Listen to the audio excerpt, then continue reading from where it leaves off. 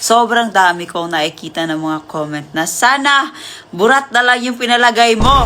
Sana na lang yung pinalagay mo para mas maging masaya daw si Norme.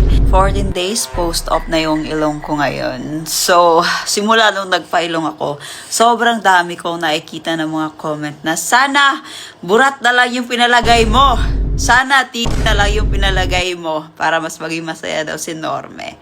Nakakasad lang kasi feeling talaga ng ibang tao, halos lalaki nagko-comment, feeling talaga nila yun lang yung kaligayahan ng isang babae, yung burat nila.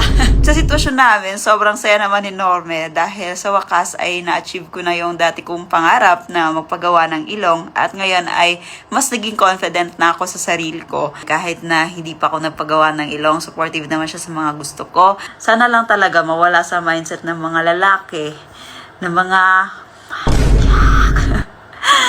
na sa isip nila na yun lang talaga kaligayahan ng mga babae. Love is not about lang naman. It's about commitment, communication, support system, kindness, care, marami pang bagay. It's not all about ganun lang. Kasi pag partner kayo, lahat ng hirap, sakripisyo, pagod, lahat yan, kasama yan.